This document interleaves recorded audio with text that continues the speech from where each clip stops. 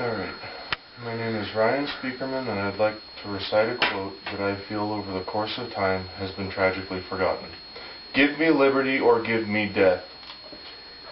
These words were spoken by Patrick Henry, a soldier in the Revolutionary War and a devout patriot. The founders, the patriots, believed similarly along the lines of liberty or death. I'd like to inform you and remind you of what the founders sacrificed and why they fought and why they won.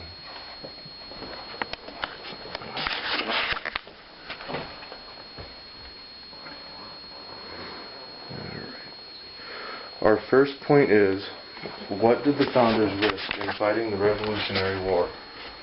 The founders, according to the Declaration of Independence, risked their names, fortunes, and sacred honor.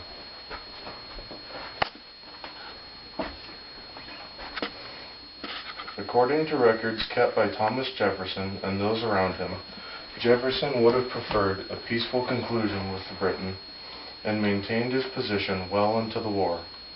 Fortunately for Americans today, his position on the freedom of himself and his fellow colonists outweighed his loyalty to Great Britain. Thus, Thomas Jefferson drafted the Declaration of Independence. Moving on, the second point is, why did the founders risk everything that they were for this revolution? They fought for an idea, for freedom.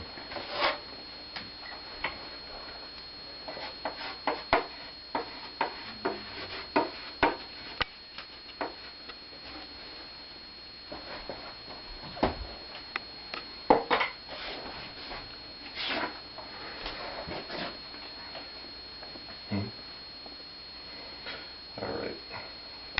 They fought for freedom. Of all the ideas that became the United States, there's a line here that's at the heart of all the others.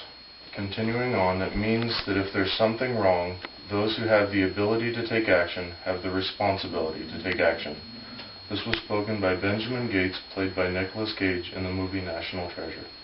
He spoke, of course, of the line that read, "But when a long train of abuses and usurpations, pursuing invariably the same object, evinces a design to reduce them under absolute despotism, it is their right, it is their duty to throw off such government and to provide new guards for their future security."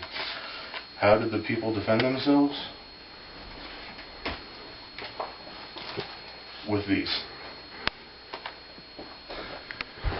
of which the right to bear is protected by the Second Amendment. Lastly, our third point is, what did the founders accomplish? Founders, I abbreviated it. They accomplished this.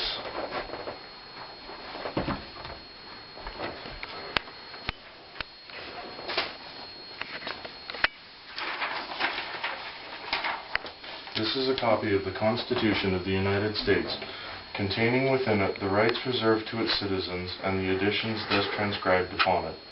The founders of our country succeeded in creating a system of balance, a system where the people had equal if not greater power than the president.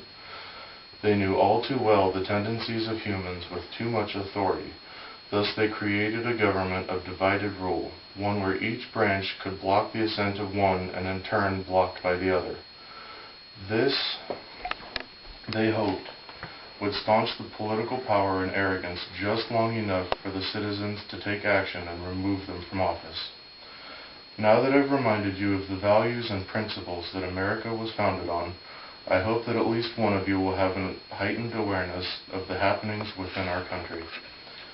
I received material from the real Thomas Jefferson, the Declaration of Independence, the Constitution, and even the movie National Treasure. But most of all, I studied my Bible. I feel that the founders were wise beyond their time, founding this country upon the principles of Christianity. The first is love your God with everything you've got. The second is love your neighbor likewise. They desired a country of fellowship where one could go and worship in any manner they so chose and not face persecution. They wanted a country where neighbors helped each other, not because the government forced them to, but because it was the natural response. And though we largely have that today, the reason I chose this topic is that I feel we've forgotten why. We've forgotten the spirit of friendship and fellowship that we started with.